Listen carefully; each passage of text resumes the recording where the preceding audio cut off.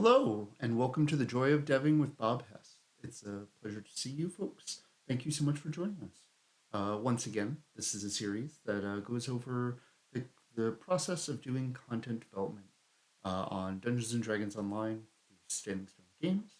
Um, what I'm going to be doing today is kind of going over a couple of different topics, kind of reviewing the stuff that we worked on last time, kind of showing a little more about quests and quest objectives and things of that sort. And then additional work looking at monsters, looking at monster stubbing and monster creation and monster placement, and also looking a little bit about sort of the behind the scenes on how when I'm looking at a specific larger key piece or object or things of that stuff, um, looking at sort of how I choose what we're going to be doing today. I hope everybody's having a lovely day. Once again, my normal proviso is that this is a show about content development. If you have questions regarding content development, how we do content development, any of my past or history regarding content development, feel free to ask. I'm more than happy to answer any questions regarding it. But this is content development. I won't be answering questions regarding system stuff, and also I won't be answering stuff regarding uh, specific questions regarding the ongoing event that's happening right now. I don't want to do any spoilers or anything like that because we have a neat new event. Um, One other thing that I wanted to talk about, sort of starting off, is I've talked about this in a previous in a previous specific one of these streams is um, my job as a content developer sometimes has a series of things that are required of me, which are a little bit wider in breadth than working on one specific object or one specific dungeon at any given time. In this particular time, we have a number of content developers and systems developers which are working on several different updates, and I myself am working on two different updates. I'm working on, as I mentioned, a legendary version of the Chronoscope, and also this specific dungeon. But we just did release a new event format, a new event, and a couple of, and in the near future there'll be a couple of new dungeons on the live servers using extreme difficulty and things of that sort. And so it's kind of exciting to get a chance to do that. But as a portion of that, I've been working on a whole bunch of different things. One of the things I've been doing is I've been giving feedback and playtesting and looking at the event as it was coming up, as we're putting it together. Some of it uses new tech. It's also using harder mechanics than some of our other dungeons, just because it requires a little more the extreme difficulty or challenge of the difficulty sometimes makes it so that we need to do a little more interior playtesting and things of that stuff. Also, first on my plate is also the Chronoscope revamp, which a lot of my work has been completed and now it's getting passed off to other groups to help me out with. But I've been doing a bunch of stuff on that. So if you kind of look at this dungeon, you're like, it hasn't progressed quite as far as I sort of might have expected. Those are some of the reasons why. But anyway, I will go over to we'll kind of I'll kind of recap what we're going to be working on uh, with today's stream and sort of what we're going to be working on today. So I'm going to go ahead and do a quest objective recap. I'm going to kind of show you a little bit of what I've worked on in the past couple of days, what I put together, and so you can sort of see how this stuff comes together. I'm going to initially do that through the client, and just so that you can see that I have done a bunch of different things to sort of move this along in the process of making it first pass complete. The second thing that I'm going to do is one of the main NPCs and monsters in this specific dungeon is going to be a red dragon. It's going to be the feature of this dungeon. It's the cat that was polymorphed into the dragon. And what I wanted to show you is sort of a look at sort of our animation system and what I'm going to be doing when I look at this, just so that I can make decisions on regarding how do I include this dragon, which is going to be a non combat entity in the course of the entire object, or it's going to be a non combat object and how do I make its appearance felt? How do I kind of put together cool moments using existing animations and animation support? And I'm going to kind of walk through that stuff. Some of it's pretty cool, and you can see kind of the work that one of the benefits of having a game which is been worked on for a very long time. We sometimes have the ability and the benefit of having a bunch of stuff that has been made previously, and so that we can kind of reuse it and rework it uh, for this content. And then I'm going to show a little bit of the NPC placement that I started, and then maybe place the dragon itself, and then I'm going to move on over to monster stubbing, and I'm going to stub an example monster after we get it all put together. I'll kind of go through the process that we use and show you the tools that we're going to be using for that, and then go ahead and placing one of those monsters in the game. All right. So first up, what I'm going to do is I'm going to go ahead and launch our client. It'll just take me a second to do this. Um, the idea of what we're going to be doing is I'm going to step you through, and so that you can see a little bit of the work that I did on the objective stuff.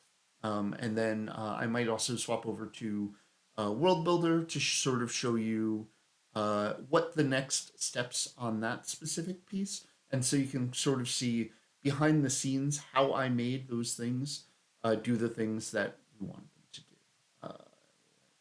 This and this, and we're going to go ahead and move over to the client. All right. As I enter the client, a few things that I'll mention. This is in my specific development branch. There's a bunch of work that I've been doing. I can get changes and things that other developers have done. Some of that stuff has been put in and compiled. As you can see here is a quick sneak peek of sort of the idea of what we're going to be doing with the Chronoscope. The idea is that there's in fact a future Nolan game, and there's going to be some story elements regarding it. But I figured I'd show you that real quick before I get into the dungeon, the Kitty Dragon dungeon. Hello, Magenta. Hello, Druid's Fire. Hello, everyone. Thanks for joining us. I also want to thank everyone who's joining us in other streams and stuff like that. Really appreciate the support, and hopefully, folks have found this little look into our development process kind of interesting. All right. So this is Catastrophe. I'm going to go ahead and enter into it. I will fix that at some point so that that will say, Catastrophe. We're going to make a marketing image. We'll probably use some of the cool artwork that one of our guys is putting together. Oh, it's It's Shoemaker. It's nice to see you. All right. So a little bit of what I have done differently. All right. So to start with, what I've done is I've added two different quest objectives. The first one is investigate the disturbance. The idea is that essentially the quest giver outside is going to be like, "Hey, we need you to go talk to these people as this dragon tried to drop a large statue on me, and we want to find out about it." And so this first objective is one that is sort of referring to that specific outside quest. And the second one is the direct call to action, which is speak to the Argonessan mage, who is currently named Argostart and is not dressed, but at some point I'll be doing both of those things. Um, uh, so Shoemaker, at some point, I'm more than happy to talk about that, and I can actually, at some point, I'm going to be doing a bit more about that. I will probably be putting in at least one trap or putting in a trap corridor and kind of show folks how we go about installing those things and a little bit of the scripting of that. That'll probably be next week's show. Next week's show is also going to be kind of exciting because it's going to be right around when the first pass playable version of this dungeon will be available on our private on Lamania. And one of the things that we're going to do with this specific dungeon is, unlike other dungeons of its type, 2 weeks. 2 weeks. It'll be in 2 weeks. My bad. 2 weeks. We're going to be showing you a little more of a rougher version of the dungeon so that you can kind of get an idea. Just because we've been talking about it, it's not going to be as polished of an instance, but I'd rather people see how it actually plays given all of the things that we've been talking about as a course of this. But the plan is in 2 weeks. We'll hopefully be putting up this and Chronoscope up to Lamania, and then also we'll take a look at this stuff. All right, so we have to talk to this Argonessin mage. This is Argo Start. He's this one. We're going to go through the placeholder dialogues that I've already put together. Went through all that stuff. You can see that I kind of gave a little more information. One of the things that we try to do is make sure that this information is given so that anyone who didn't talk to the NPC knows a little more about the person who talked to that NPC, and so that they know what the next thing to do. So as a portion of that dialogue, it'll essentially be like, "Hey, want to do is secure the polymorph dragon, and that's the main objective. This objective over the course of the dungeon won't really update until you finish the quest, and then the things underneath it are always the sub goals. The first thing is this NPC is going to tell them to speak to an Argonescent agent through the dimension door. And so one of the other things I did is I added a bit of information, because we talked about this in the last time, that we're going to have a rat, which is going to be one of the ongoing characters. And so what I did is I just put together a small volume, and when you enter that volume, it gives you a hint that something a little bit different is happening. In this case, a rat has escaped in some way. All right, so we're going to travel through. And what you're going to see is Argo outside. This is the temporary name for this NPC. But what this NPC will do is essentially be like, hey, what I need you to do is I need you to go to these 3 merchants. We've made arrangements with them, and we just need you to finalize the last arrangements and have the objects put into place. The 3 objects are going to be a an amount of dairy, of essentially milk, so that hopefully the cat would want to come towards the milk. The second thing will be from a House Kenneth artificer, and what they're going to ask you to do is put in a power supply into a laser, and hopefully what I'm going to be able to do is do a little bit of a laser thing, in which one of our turning mirror puzzles will go back and forth, and so the dragon might walk back and forth as it's moving. So it's kind of playing with the laser concept. And the third thing is going to be the giant ball of yarn. That hasn't been set up. I've been talking to the artists; they're getting all those pieces together. But that's what this character is going to do. And one of the things that happened is this door is uninteractable until you finish this conversation. So that way, we tell you to go to the next spot. All right. So what's going to happen is you're going to come out here, and as you leave, out of the corner of your eye, a rat appears to be speaking to a group of toughs. So this is going to be the location in which your first combat encounter is going to happen, and I wanted to give players a little bit of a preface for that to happen. And so essentially, we're going to be setting up the concept that you've talked to this mouse is in fact informing these people to come attack you. Monsters, the group of mercenaries that we're going to create later today, essentially will be talking to it and then turn aggressive, and that NPC will run away and be seen later in the dungeon. So one of the things that we do when we're blocking this stuff off, we do stuff like this. This is a gate. It is uninteractable. It's unselectable. This makes it so that you have to finish this combat in this specific space before you actually are going to be able to proceed. One of the other story elements that I'm going to say is that because of the stuff that's been happening in this area, some of the gates have been closed for the protection of the citizens, and so you're going to be going through that. Well, that would be great, but I don't know if I would be able to do it, but that's a fantastic idea. I'll have to think about that. In this case, I think I want to go more with the moving laser, concept. But man, a sunbeam would be a neat effect if I had an option to do something which was a usable item that had to cast a sunbeam. I might do something like that, but that's a fun concept and idea. All right, so next up, one of the things that we do from time to time is we have a series of levers and other objects.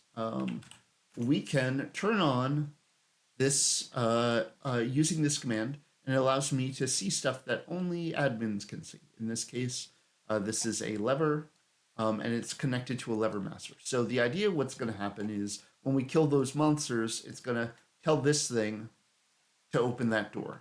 Or if we want to, as I'm sort of dummying this stuff up, I can put this invisible lever here, and which is not selectable by players, not affectable by players, but it essentially allows me to bypass that without setting up the combat. Um, and so, as you can see, we have speak to the dairy merchant. Going to come through. This is going to be the dairy merchant here, and what's going to happen is I'm going to make sure that this whole thing will have milk and milk themed objects surrounding it, and so it'll be another one of those conversations.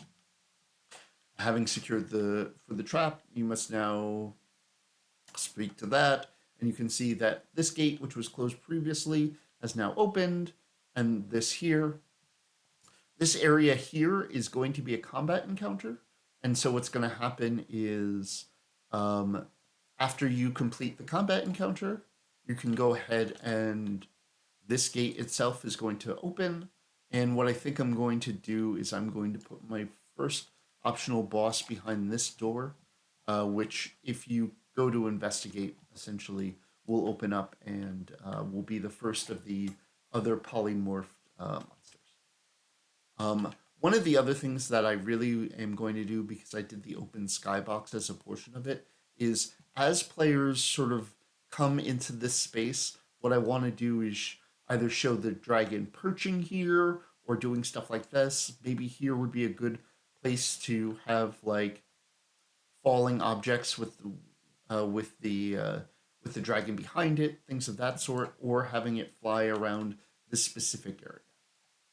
I kind of want to make sure that the dragon is visible for that first portion, so you keep on reminding people that that's going to happen. Like here would be another great place for that dragon to sort of swing by as it comes through. And I kind of always want to be reminding players of that sort of stuff. So in this specific case, what we'll probably do is we'll probably do another combat or two in this space because it's a little smaller. Give them Reed Fleming, world's. I don't know what that reference is to. I might have to look it up, but I'll take that under advisement. All right, so Reed Fleming, world's toughest.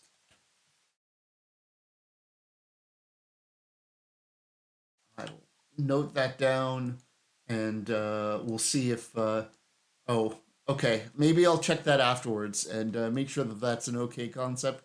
But I'll take a look. I'll take a look. I don't mind references. Hey, Arcaniverse, it's nice to see you. As we go through, you can see that this Speak to the Yarn Merchant has updated the house. Kenneth Artificer tells you to make the delivery. So it's fight, fight, fight.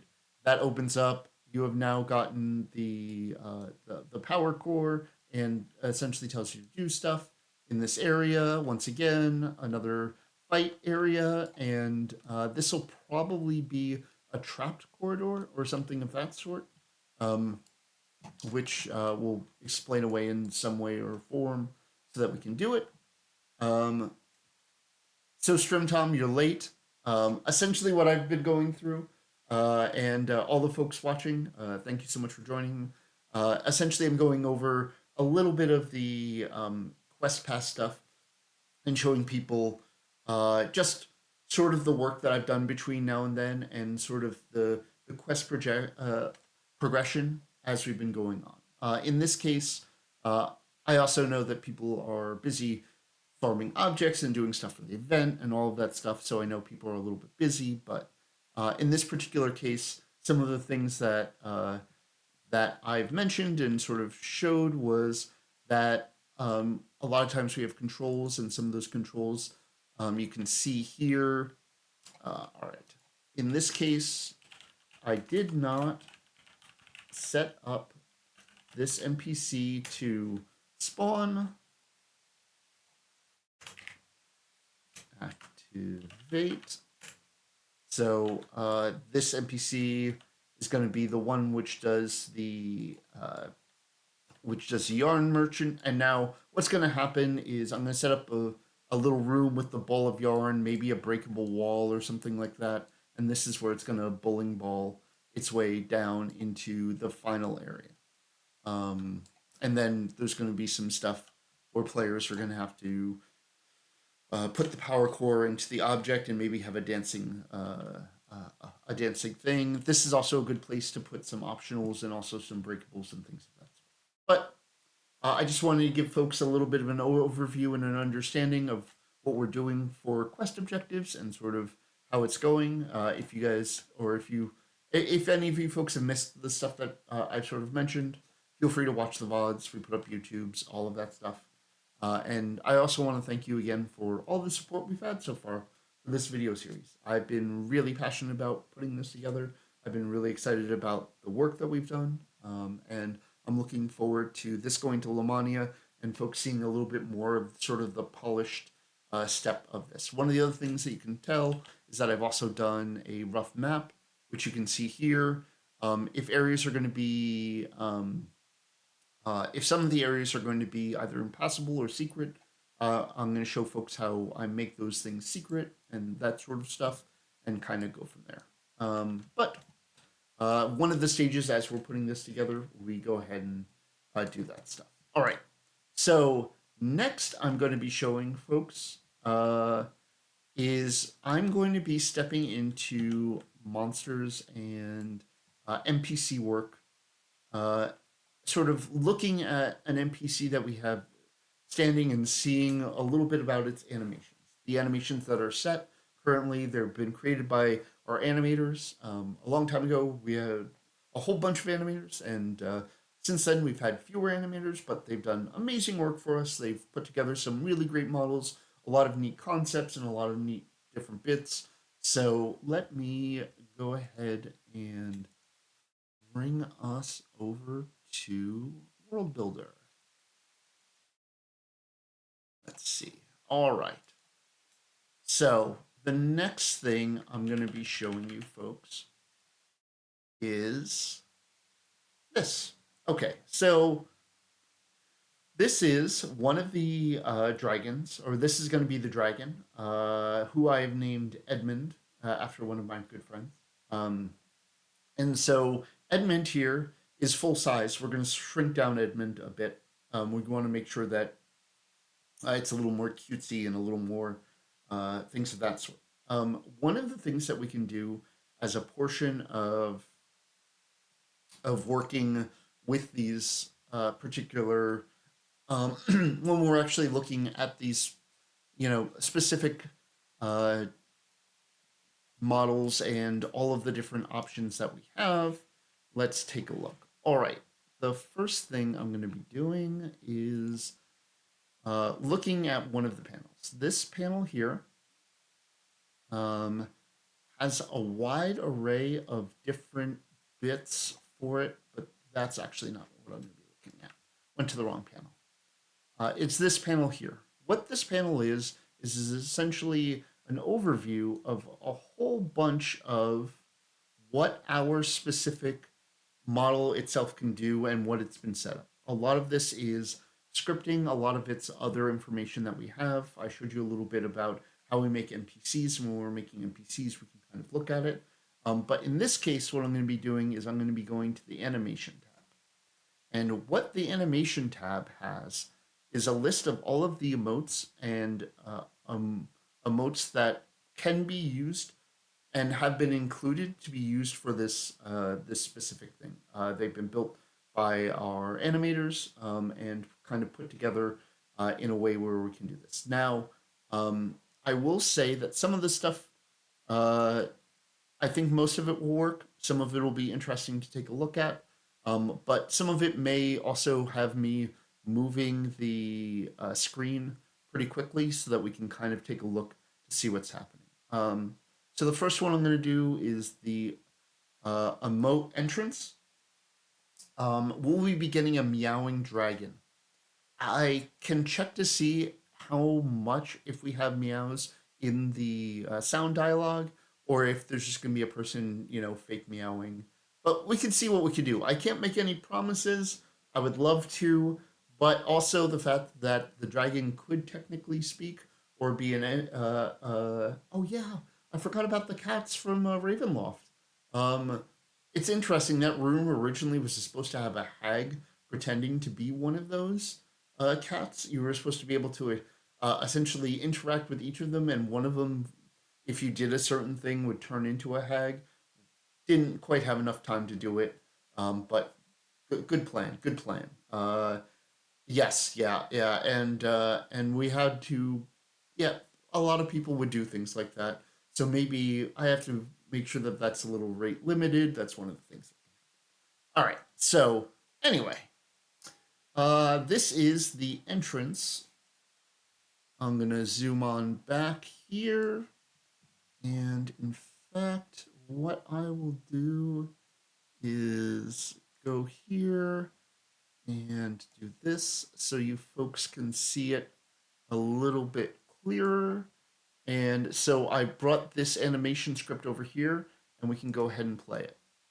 And you can see that this is a pre-canned option of the NPC flying around and moving and landing at that location. So pretty cool. I will probably use that. That is one of the things when I look into any of these specific creatures. When I'm looking at them, I look through their animation sets. It's one of the things that we've done as a team, which is as lean as our team is we want to reuse as many assets. We want to use what we have available, just because we don't have a ton of animation scripting time. We don't have a ton of all of these different things. So in this specific case, I want to make use of as much of what is existing and ask only for what is absolutely necessary. I'm sorry if you guys get a little bit of airplane sound in the background. My my house is in a path for a small commuter airport. All right, so let's see. I'm going to clear that. And as you can see, I can kind of toss this stuff over and you can see what happens. In this case, I think that that works with something else. All right, let's clear that. And let's take a look at this. This is a this might be a good stalking emote as I'm looking forward and taking a look. Uh, if I wanted it to like move up on as sort of an animation, if I can maybe slow it down or something like that, allow me to sort of to slowly plot up and then jump in some way, shape, or form onto it. Let's see. Uh, dive bomb to idle. All right, let's see what we've got here. As you can see, that this, I can show that one more time. You can see that it swoops in, slows down, and lands. It's a little less showy than the 3/4 version, so maybe when the players first enter that first area, I might do that so that the dragon is actually kind of looking at you, all of that sort of stuff. Let's see what else we got. Clear that. Uh, we have the bite. That will probably be useful. We have a power attack claw, which I think is gonna look pretty good. Okay, that's the smash.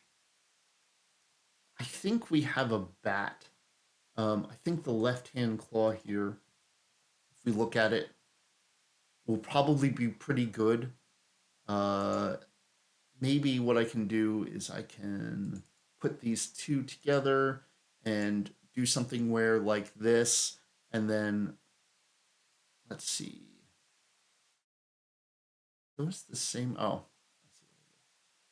if I do left hand, right hand, we can see both of those played together, and we can go left and to right. There's a little blip for the animation, but I can make sure that kind of takes a look at that. But as you can tell, we have a whole bunch of different stuff here. We have a mobile lunge, which actually I think might be a really good pounce. Let's see. Yes, that I think would be a great pounce. Let's see. What else do we have? Breath. All right. We also have something which are called inductions. Now, what inductions are used for are if we want a tell to play before something happens. So in this case, this uh, this person does this, and then what's going to happen is it will move to the loop. So we're going to add that. So you can see we'll go to that and then hold, and then we can go to the end. And so you can see the entire animation sequence. Yeah, that might be a good introduction. And you can see that we have a whole bunch of different stuff added. For this particular thing, one of the other things is we have a hover crash. If for some reason the NPC was to fall and, you know, get shot down or something like that, we're not doing that, but we can. But you can see that we have all sorts of different options. What we're going to do is I'm going to look through all of these and set up essentially entrance points where it'll be cool to see this specific NPC do this stuff. One of the things that I want to do is definitely do a him batting stuff just for because that's been discussed and all of that sort of stuff. But as you can see, as a portion of what I am doing is I'm looking at each of these and trying to determine which of this like what's going to be useful. Like this might be a fun thing to do when it lands and it's trying to figure out what's happening in the trap area or after the trap is sprung, having it walk around, like look around or things of that stuff. But we have a whole bunch of different options. Some of them are kind of neat. We also have stuff like hover. I can kind of go on and on about this, but you can see we have a whole bunch of different options for kind of what I may want to do as it. Let's take a look at the entrance fly-in stuff.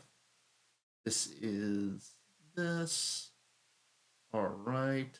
Oh, nice. And it also looks like we might have an entrance. Okay, that one doesn't appear to be working, but we'll figure it out. And also, if at some point I want to put it to sleep, because it's uh, because it's of course a creature, we have to have animations for it to sleep and to do a number of other different things. We also, on most of our monsters, we have a form of a dance on it, just because you can dance a lot of our creatures. But yeah, it's as you can see, we have a decent cross section, and I think that I'll be able to put together enough from what we have for the stuff that I want. Maybe ask the animators for one or two small animations. Just try not to ask for too much. But I figured as an aspect of me putting together this NPC, I could show you a little bit of that. The Were Rats Chicken Dance are great. The Umber Hulks have a fantastic one. Uh,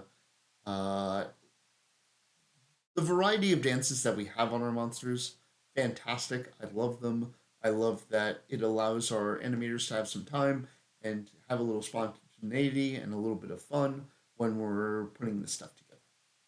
So I wanted to show you folks that because in the next one, I'm probably going to be doing a little bit of scripting and doing a little more of this type of work. But I kind of wanted to show you a little bit of behind the scenes because I figured that this would be kind of a neat topic before I kind of get into monsters and monster building and monster placement and all of that stuff. All right.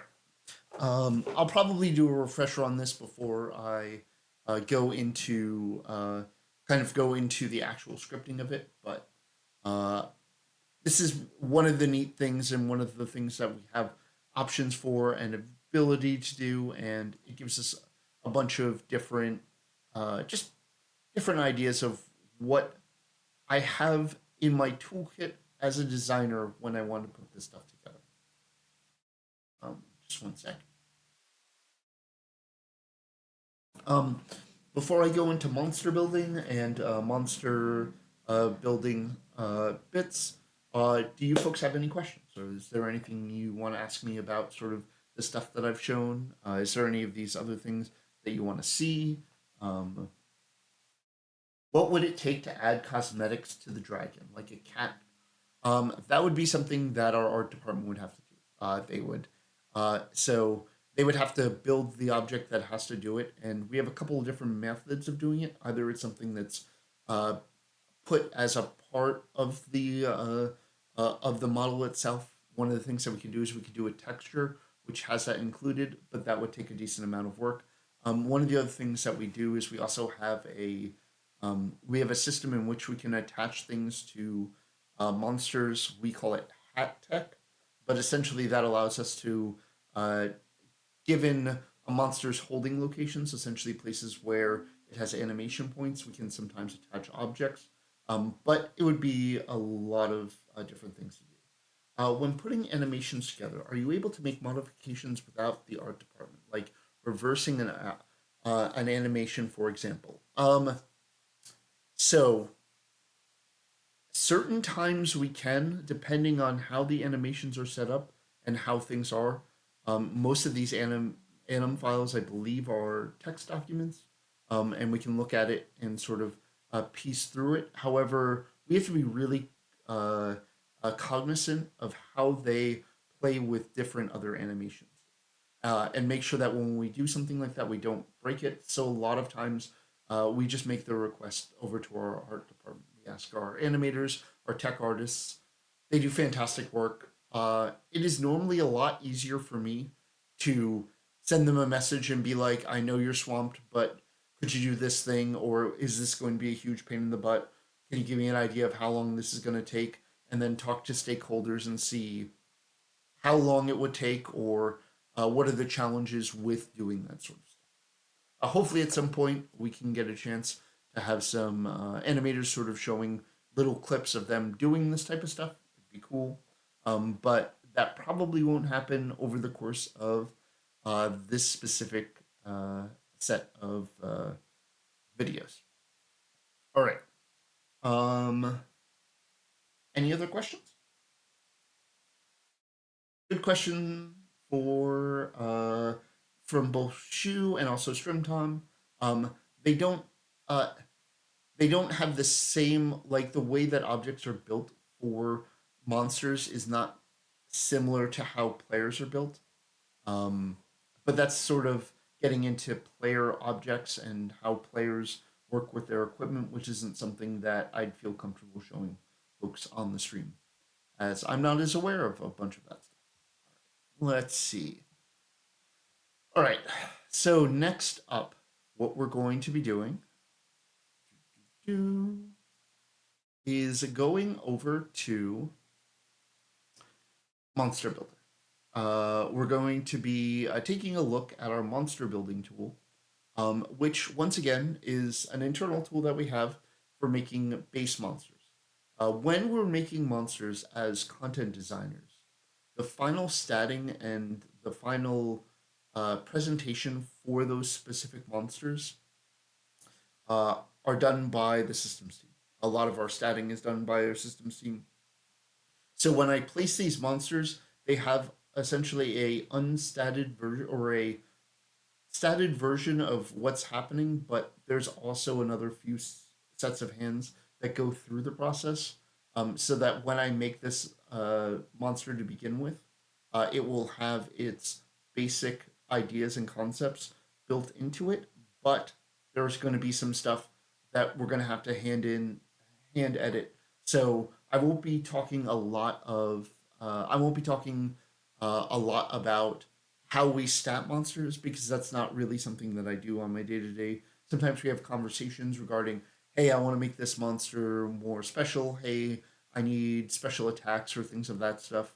That happens from time to time. It doesn't happen all that often, but essentially what we do is we have a basic tool which allows us to create basic monsters that can be placed in dungeons before they do a stat pass, but this is more for us placing monster pods and determining how we go about doing that sort of stuff. All right, so now I am going to move over to Monster Builder.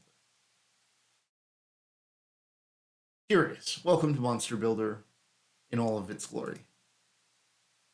Monster Builder is pretty is sort of this allows us to make a lot of different choices for when we're actually making the monsters. There's a whole bunch of different stuff that we have to set. There's a whole bunch of things that we set as a portion of what we're going to be doing. In this case, what I'm going to be doing is I'm going to probably stub out two different monsters so that you can see a little bit of the process. And then maybe what I'll do is I'll stub out, we can talk about figuring out what we want to do is maybe one of the optional bosses, and I can stub that out as well. But to begin with, we know that there's going to be sort of paid mercenaries as a portion of this. The idea is that the Mimic, as we talked in the past, the Mimic has hired a whole bunch of people to essentially attempt to thwart the Mimic and its cohorts of other polymorphed creatures have hired a whole bunch of people as muscle to go ahead and fight. So, what we're going to start with is this list. So what this is these are all the types of monsters that we have in the game, but some of it's subtyped. So some of these might have like, so in the case of crab, the crab CDB will have both crabs and crayfish. So Fabled. Fabled was an idea of something that we were going to do that we don't use at this time. At one point we were thinking about doing a Fabled difficulty. It's not something that we use. I don't mind showing you it. It essentially does nothing. But it was sort of an idea of if we were to put 3 different difficulties at a time, it just isn't something that actually came together. For all monsters, how it works is the normal is the low level version, and then the hard, normal, elite is the low level version, and epic, normal, hard, and elite is the high level version. The way that we set that up is here first I will select human. One of the reasons why we have this many human CDBs is that all of this stuff is saved in a CDB, which is an Excel file which we use internally, which is settable. When they get too big, we make a new one, and that way, if multiple people need to use it, some people can be working on older monsters and stuff like that. But in this case, we have gone through 5 monsters. Great question. Reaper stuff.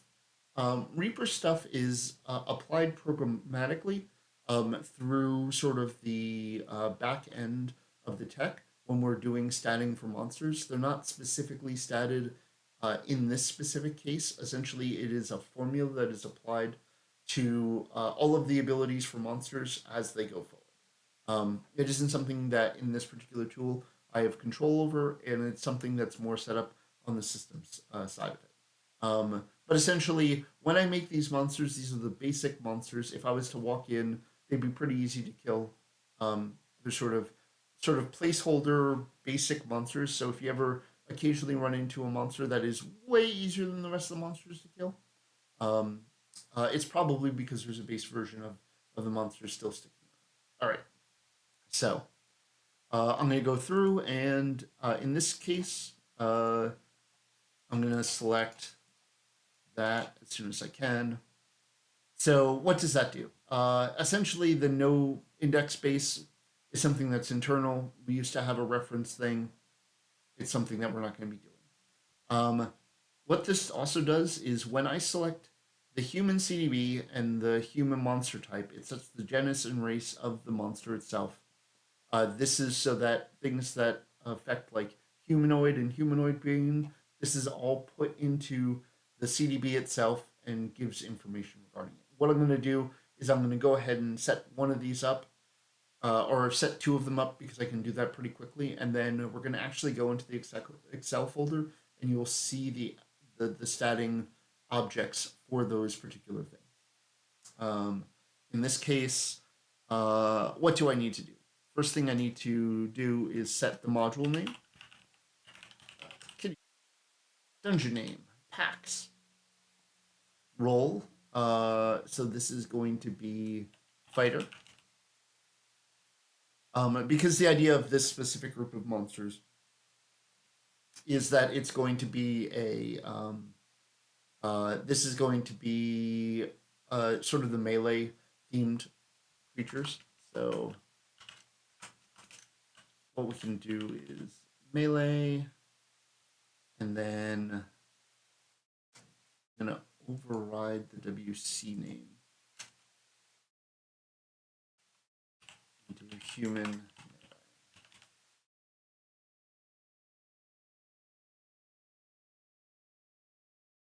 I am uncertain. I will mention that to folks, but I'm not aware. I know that sometimes some monsters spawn at lower hit points. I don't know why monsters would be spawning at zero.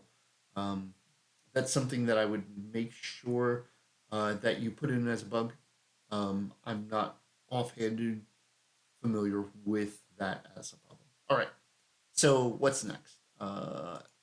Name. I will do. Uh,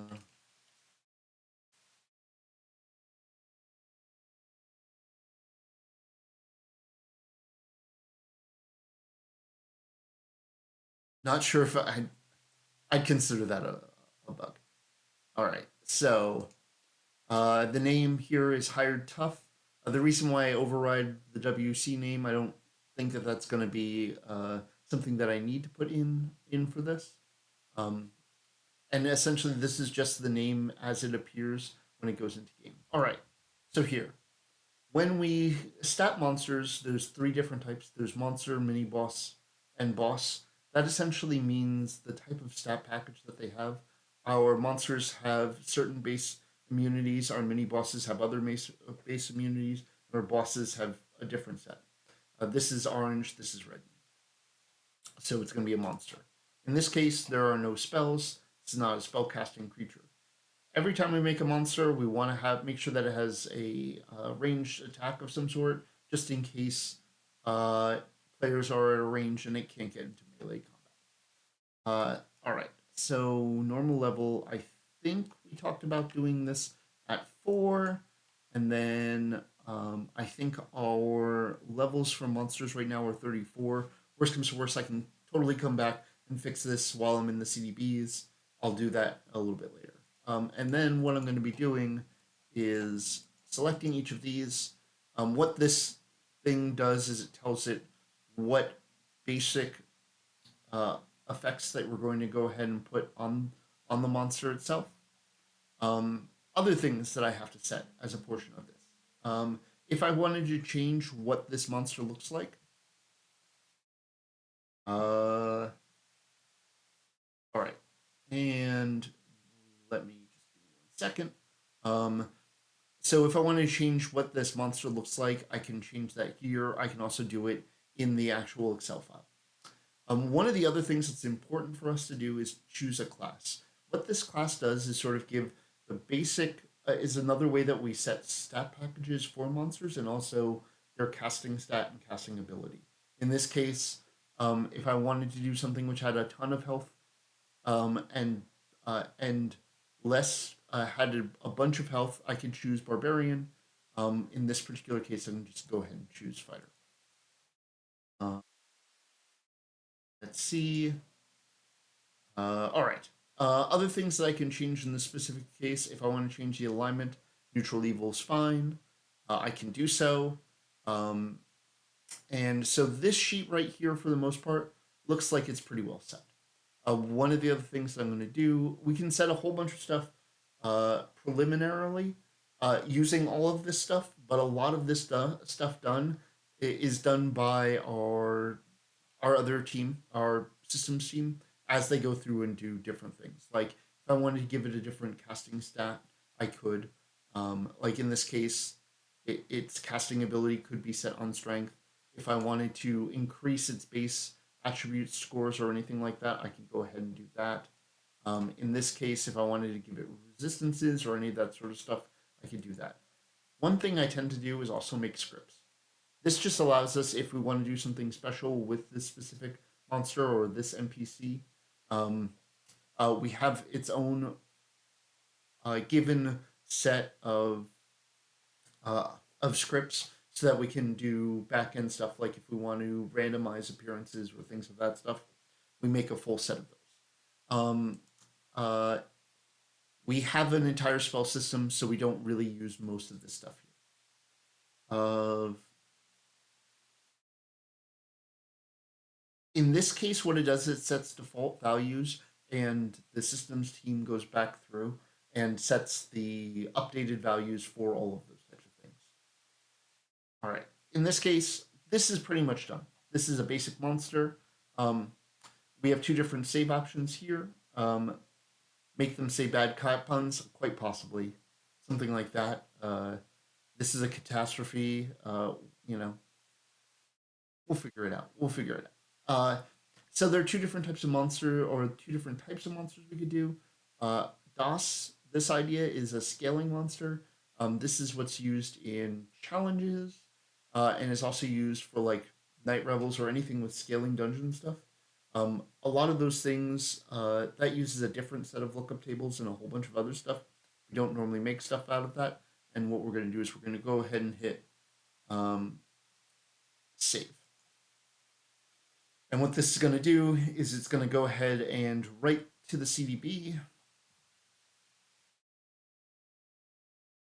And it's going to essentially blend it and make it go.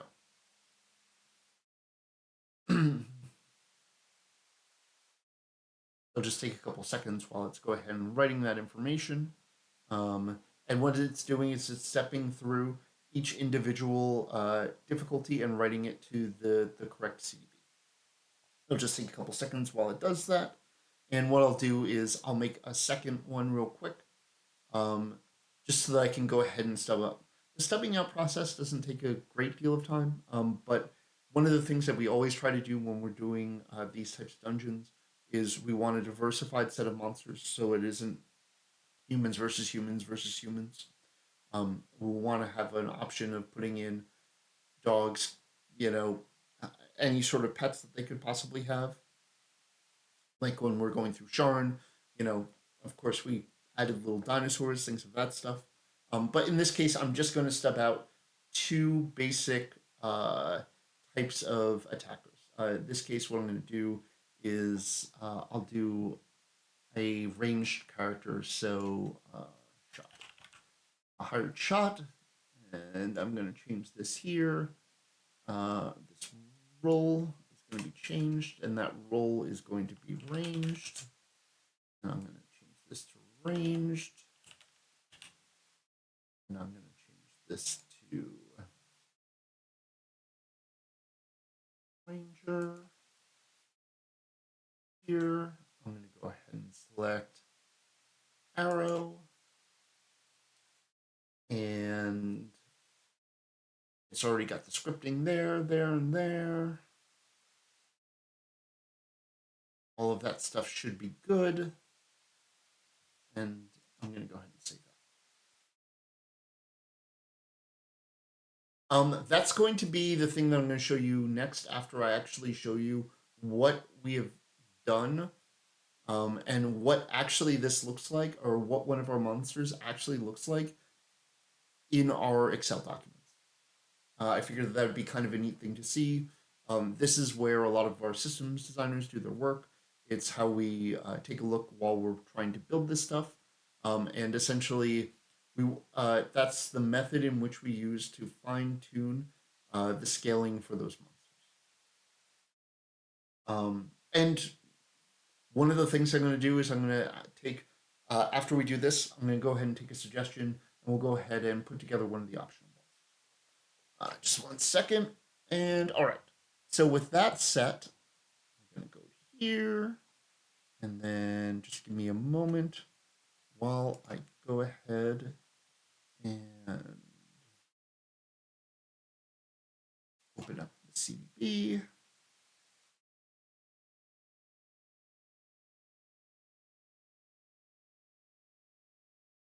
Second.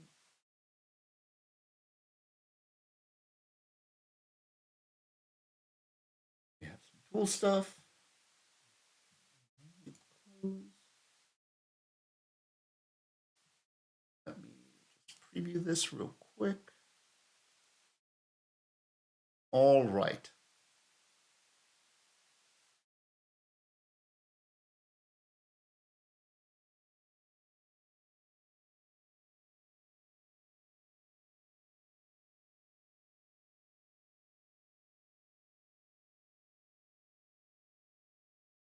We are going to transition over here.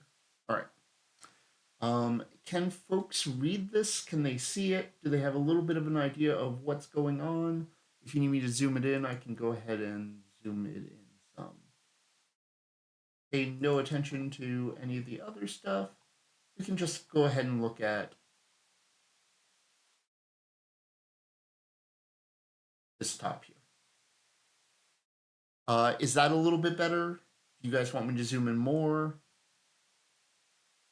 Is that more readable? All right. So this is what one of our, okay, the mid one. All right. I will go ahead and do this here. All right. So this is the actual file that we made. We made the kitty human melee.wc. It's called Hired Tough. It uses, oh yes, every single game development studio had a whole bunch of work, and it was all done in either, most of it was done in Excel, some of it was done in database, some of it was done in Excel and then imported to databases. So what does this particular tab? You can see that there's a wide array of different tabs at the bottom of this, and each of them have different information. In this case, this is what a base stubbed monster looks like. That's the file name that we made it. That's the actual name that I gave it as we are going through. This is the string table, so any information regarding text that's written is written there. This is the object type and the so essentially what this monster looks like. And then this is a whole bunch of different stuff that isn't really used at this moment. Next up, it would have been great if it kept that. We can. This is also where we set the appearance stuff. If I wanted to change what it looks like, I could change all of the armor APRs and all of this stuff. What type of if it had different colored armor, what its essential head looks like, if it's randomized, what hair it's using, if that's randomized, and essentially each of these are set per monster. In this particular case, it's set up. Both of these guys are set up to use a one-handed weapon style and also sword long APR. I'm going to open up another one of these CDBs and we're going to take a look, and I'm going to copy a ranged character and update that when we get a chance. But that's something that I need to do before I ship this off to the other team. All right, so next, stats. This is where it gets a little more interesting because this is actually where all of the different stats are set on a monster. As you can see the challenge rating here, the level here, the caster level here, the character class, which essentially is a modifier list here, is listed, and then we can keep on going over. That's the basic type. This is the average amount of hit points that it has at this moment before it gets modified. Some of these haven't been modified yet, but these will change. And so this gives us a rough estimation, which is not accurate for game based on difficulty. Some of that stuff changes, and also all of the other types of modifiers don't show in this specific tool, but it gives us a little bit of an idea or an outline. If the creature has damage reduction, any of that sort of stuff, it'll be listed here. If we want to set resistances, we can set spell resistances. If we want to set vulnerabilities, we can set vulnerabilities, make it do more damage to that type of thing. And you can see that we essentially list out all the different types of vulnerabilities that we have.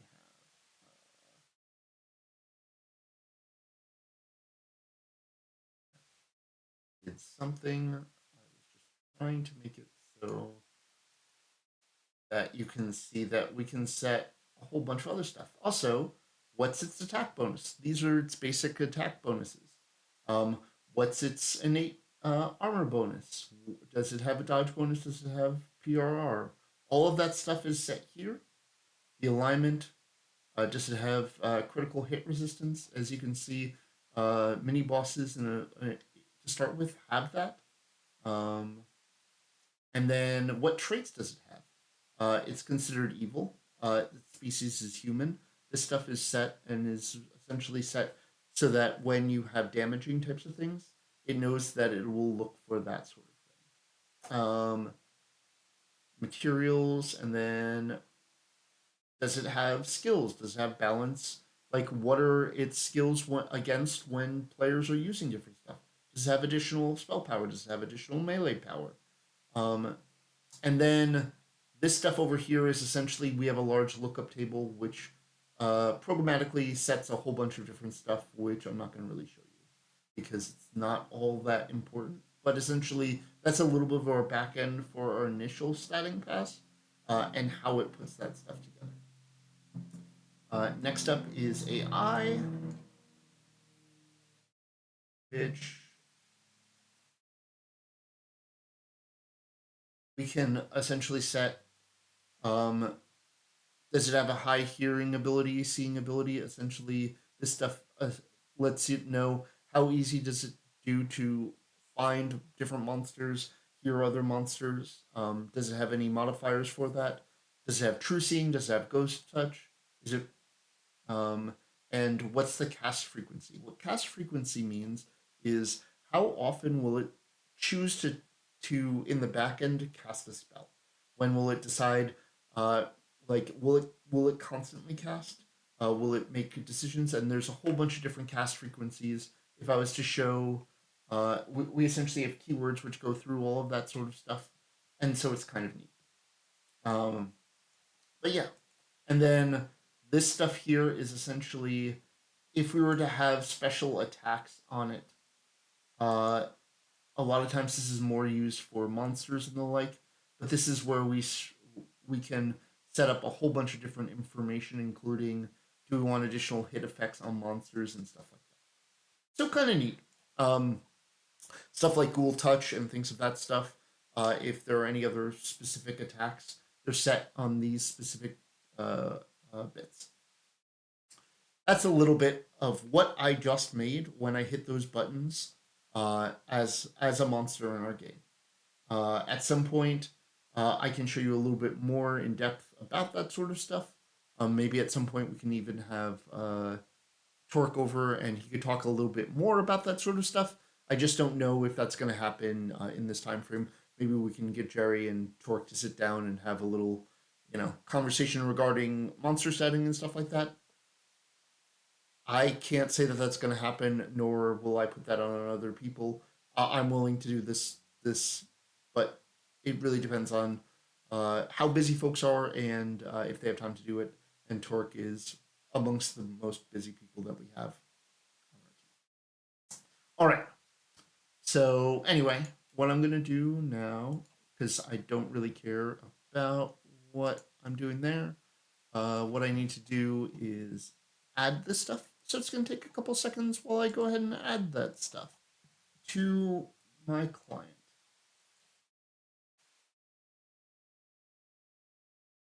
I have to do a few things on my computer. So do folks have any questions regarding stubbing out monsters? You probably have a bunch of them. I don't know if I can answer many of them.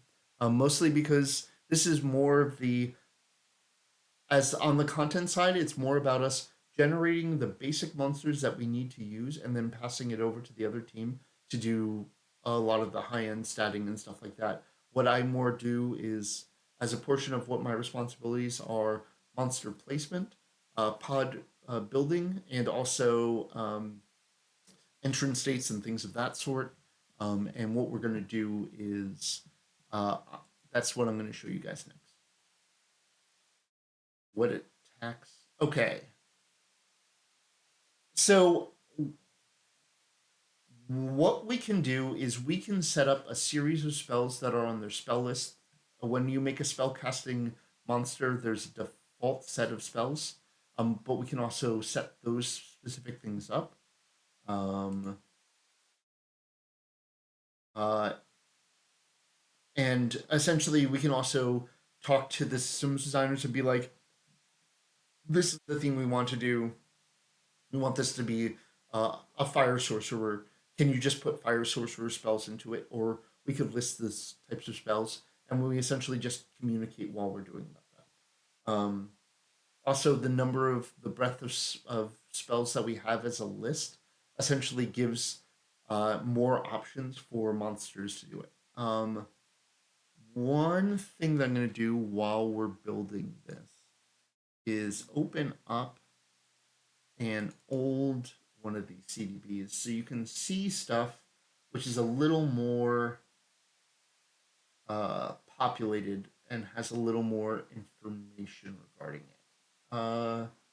Let's see. This one would be good to do.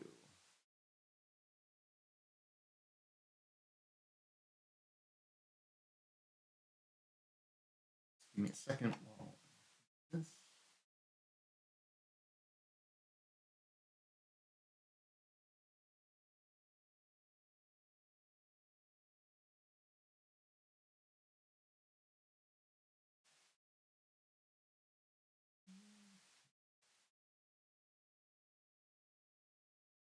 All right. All right. So the next thing, so what I can show you here is this is an old version, or this is an older CDB where we actually have a bunch of monsters which are set up. In this case, if we look at the boss Pluto, uh, that's name, and then you can see that we set up his appearance over here. 1 second. You can see that we set up as full plate.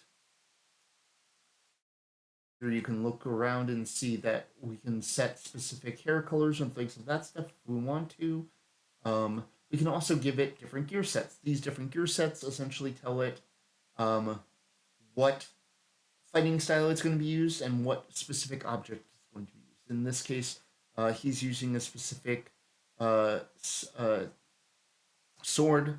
He's using a two-handed sword. That's a combat style the monster will use, and this is also the armor type it's going to use. It's kind of neat. Uh, let's see.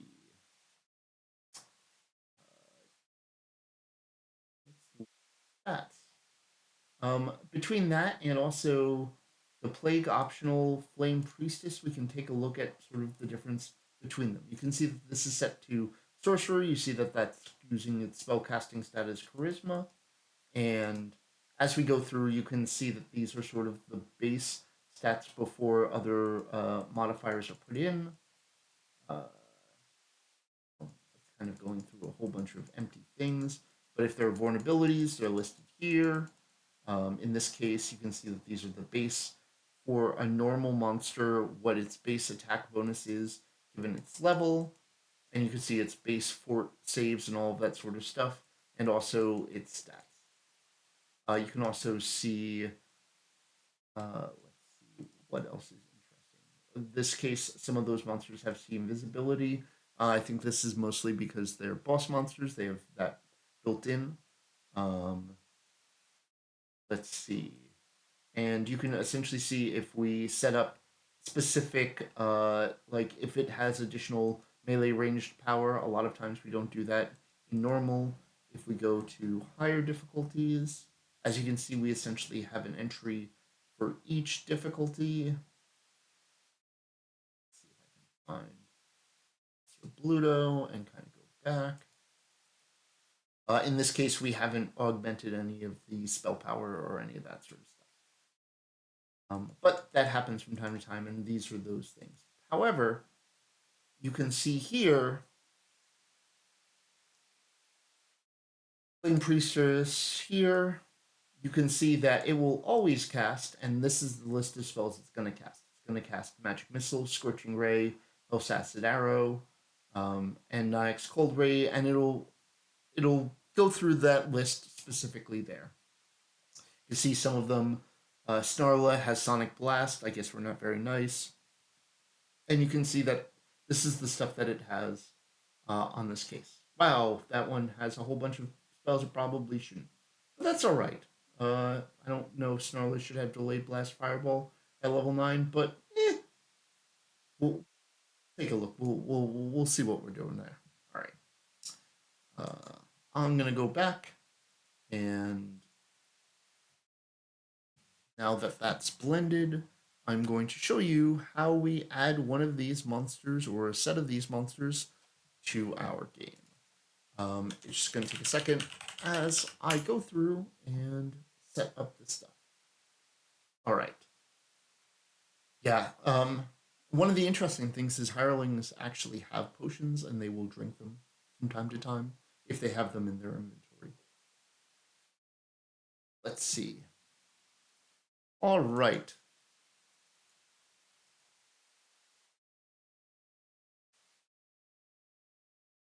Let me get into the space. And we can go over and add these monsters. It'll just be 1 second. And while I'm flying around, I don't really annoy you. All right. And yeah. All right. So what we're going to do is the first monster pod that we're going to do is we're going to set up that monster pod in this specific area.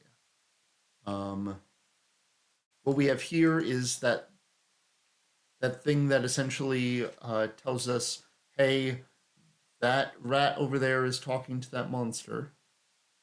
I'm going to make this a little bit smaller. Put it here so you get a little bit of that before you enter into it. All right. So what do I need to do to make a place a monster? First thing I need to do is load up the monsters and all of the different placeable objects. In this case, what I'm going to do is I'm going to do a generator. And we have a number of different types of generators. Auto-limited auto-scaling is the most commonly used generator. In this case, what I'm going to do is set it so that it's inactive. The reason why is that when this stuff starts, we normally do something in which for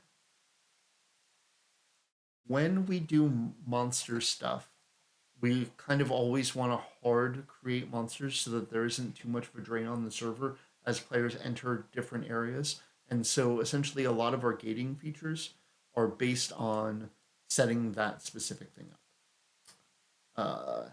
So in this case, when you open that door, it will spawn these monsters.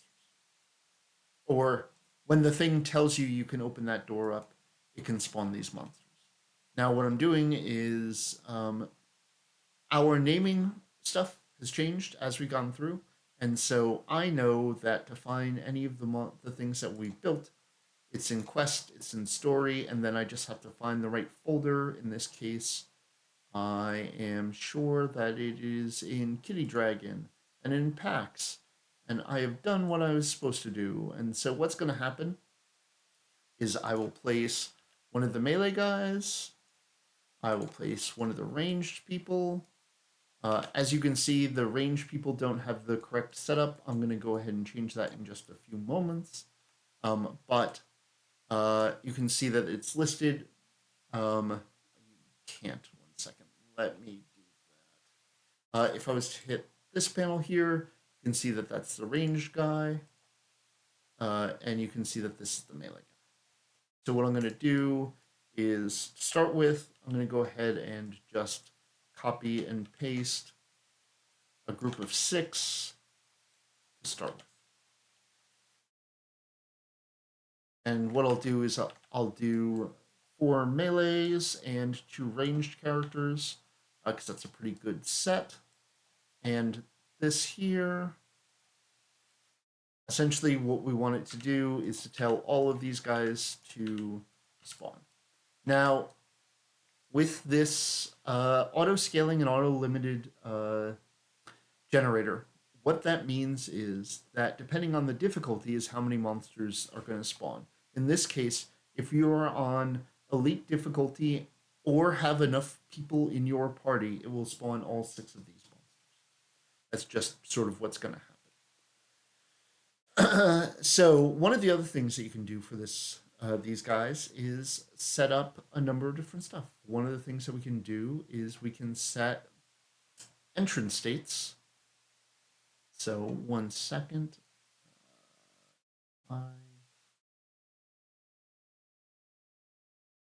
Where is this? All right, entrance range, entrance type. So what this does is it allows us to set up a series of different sort of emotes that these guys are looking at. So if you want them to be before they become aggressive, this is sort of what they're doing. In this case, a lot of this doesn't really make sense, so I'm gonna not actually use this for this.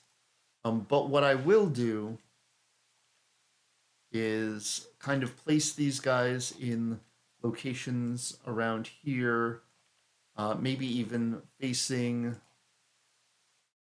the rat.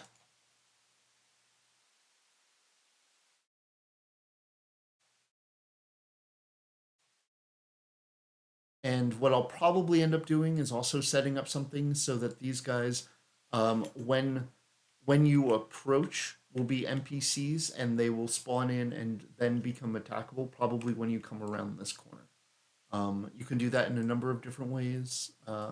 Amongst the ways that you can do that is start this by selecting behavior on startup and do NPC. What I'll do is just paste that across all of these monsters. And what that will do is when we actually walk into this space, these monsters will be NPCs to begin with. All right. And I can tell that I've successfully pasted that in to all of these, as long as that is actually showing as white. That would have copied any of this stuff, but in this case, I'm going to start them as NPCs, and then the next thing I'm going to do is make them turn into not NPCs, because kind of the idea that what I want is that you'll start to read this, and then these guys will turn aggressive and turn around. One of the ideas that we have here is, let's see.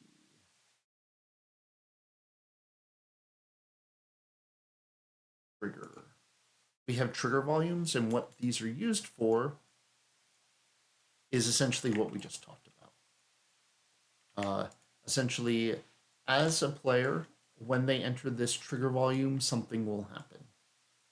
In this case, we have to set up a couple different things to make sure that it works correctly. This will be one shot, and this will be players. When a player goes into this, what it will do is it will event on collision, and then what we're going to do is we're just going to right click and then become monster, become monster, become monster, become monster, become monster, and become monster. All right. Can I? Okay. if you're soloing, if essentially you are doing lower difficulties and soloing, it will spawn less monsters. So if you did a normal dungeon and you're only solo, it will only spawn X number of monsters. There's a concept of party difficulty, and depending on how many players you have in your party, and the number of hirelings you have in your party will affect the number of monsters that will spawn. However, on Elite and Reaper difficulties, it will spawn everything. Um, that's kind of how it works. In this case, what are we gonna do? All right. So yes, I can make them patrol. That's not very difficult. That's not what I'm gonna do in this specific case, just because I kind of want this to be the way that this encounter starts. All right. It gave me some warnings, which essentially says, hey, they're a little bit too far in the ground. We'll pick them up. All right. So what I did there is I built this volume here. When a player enters into this volume, it is going to tell these guys here that they're going to turn from NPCs to monsters and will probably aggro on people. If they don't, I'm going to do something to make sure that they aggro to people on this. The last thing I'm going to set up is the concept of how that gate opens. And in this case, what I'm going to do is that we have something which is called last entity unbound, which means after you have killed all of the monsters attached to this, it will fire into this logic master, this object here. What this is done or how this is set up is that this will open and allow players to go through. So that is some basic gating and basic setup of monsters in our game. Can I give them all Swords of Shadow? I believe I can give them the appearance of having Swords of Shadow. I don't know if I can give them something with the stats of Swords of Shadow. We don't really give monsters the player equipment equivalent of what's going on, if that makes sense. Uh, After this, I can show you folks.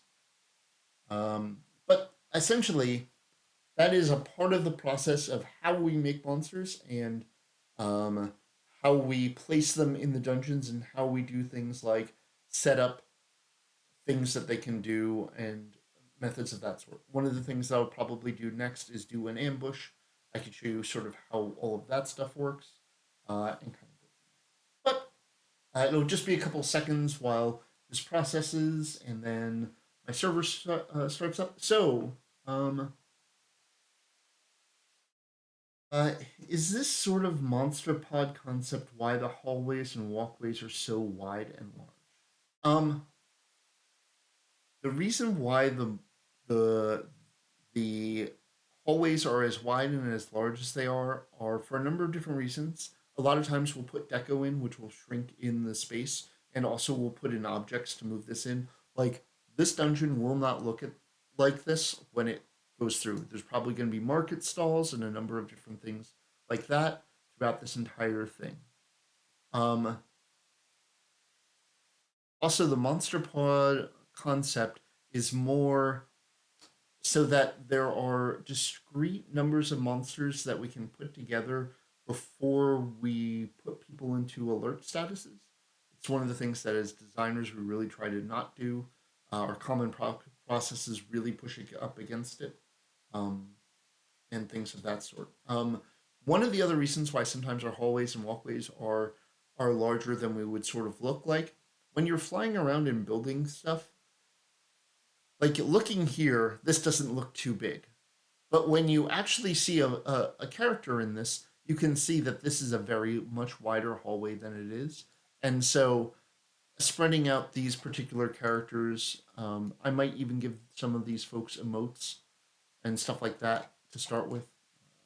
Let's see if I can set up an emote. In this case, see if I can set him up being angry. Nope, that's sitting. That all says sit. I should have looked at that. Set that as angry. I'm not too sure if this is going to work, but we'll take a look. Maybe guarding. like that guy there looks like that, and we can do that sort of stuff.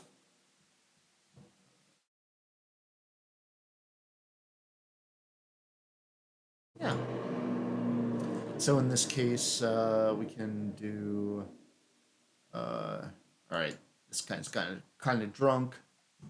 We'll go ahead and save that. And what we'll do is, as sort of a last pass, we'll go through and do a lot of that stuff. Puts a lot of character into it, makes it a little more like a living thing.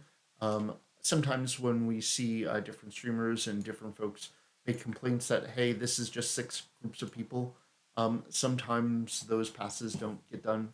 Sometimes those passes, we're fighting other fires, we're doing other things, and we know that we want to do this, but theoretically, we really try to do a good job of actually putting people in entrance states and in different appearances, so it's just not one huge clump of guys. In this case, it's one big clump of guys, but probably further on in this instance, I'll do stuff where you'll attack a group of 3 people, and maybe 3 people will run up the alley behind you. Like maybe I'll put a door object or something like that and path people out behind you. That way that we can do a little bit of not everything is 6 monsters together, easily CCable, and all of that sort of stuff. All right.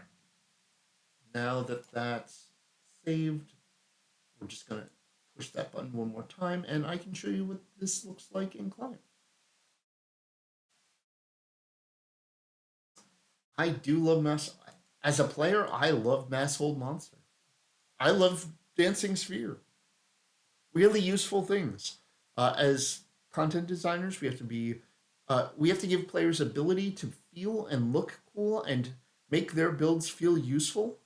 We try to do our best to make sure that when you walk into a space, you have an option and opportunities to do things because we know that a wide array of builds have some limiting factors. So we try not to make entire dungeons when you can't do a bunch of that stuff, but uh, we sometimes also want to make it a little more challenging than just walk through mass hold monster, kill things, rinse, repeat, AoE falls from the ceiling, and uh, and then you walk through and just get treasure.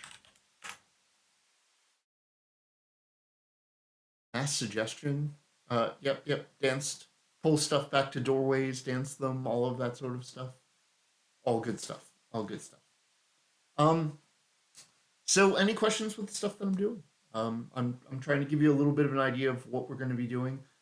Between this after this specific set, what I'm going to be doing is I'm running out of time, so I don't think I'm going to end up building an optional boss. Maybe what I'll do is at the start of the next one, I'll make one optional boss and I'll place it, and then do all of the setup that has to go into it.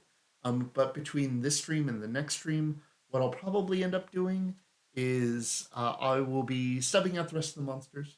I'll be setting up this so that it's first class playable. I'll probably be putting in standard and basic information regarding it, just so that all the text seems like it's decent enough. Uh, do you try to put in anti-Zerg measures or rely on Dungeon Alert tech for that? I absolutely put in anti-Zerg measures in all of my dungeons. It is a consistent frustration that players have expressed about my dungeons, and while I appreciate their opinion, uh, it is not something that I will really uh, go on. In this case, pretty much there will be doors. There will be doors that spontaneously open when monsters die, because essentially we're trying to prevent a dungeon alert at any cost.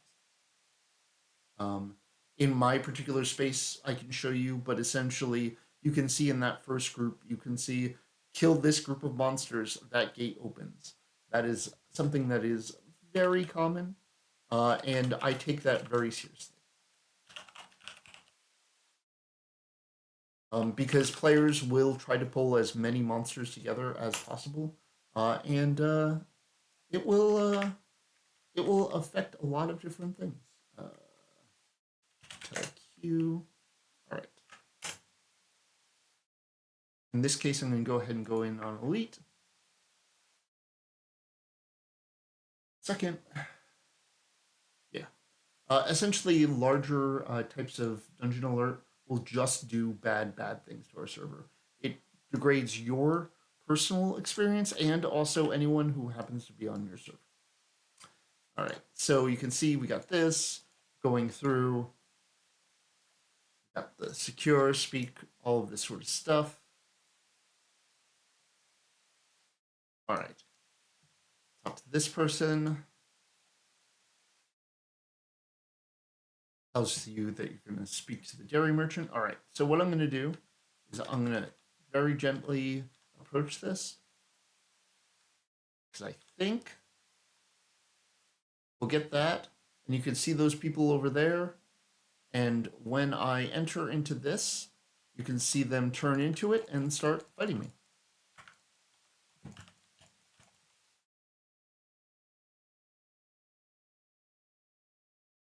And this is what normal monsters fight at this.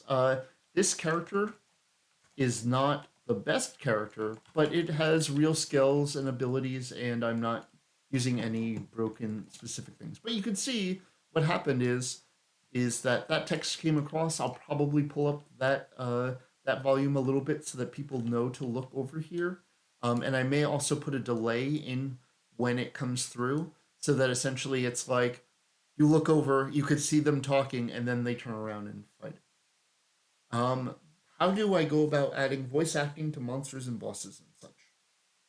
Um, the uh, so that's another pass of what's that we go through as a portion of our DM text pass. Most of the time, our characters, unless it's mentioned in DM text, don't do a lot of VO stuff unless it's in singular special encounters. So what we do is that's a process that we do as a portion of writing all of the dungeon text and things of that stuff. What's going to happen is anything that displays on the text will get text passed and then sent to VO, our VO group, to go ahead and record it. In this case, we may have an internal person do the VO um, and go from there. Like there's a chance that one of our coworkers might be voicing this specific pack just because there isn't enough as such. Um, but when we do voiceovers, a lot of times you'll see specific quotes, and when we're choosing the voice actor that we're doing for that session, we make sure that they match what we're going to be doing. So in the case of Lady Vol, we knew that we were going to have at least one woman voice actress who is for a recording session for my Lady Vol dungeon, so that when we do spoken voice stuff, it's taken into account. But a lot of times we just have one generic narrator for the entire thing. But in certain special cases, we do that, and when we do it, um, we hand do that as a part of a scripting. How much different is it to create a non-name orange or red mob in a group, kind of like a group leader?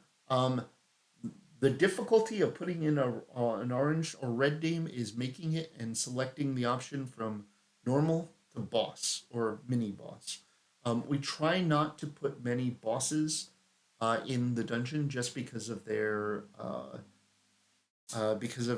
immunity templates and the stuff that they are doing, and we normally want to use that as this is an objective, a major objective for the quest or a side objective for the quest. We do sometimes sprinkle in orange names, but not as often.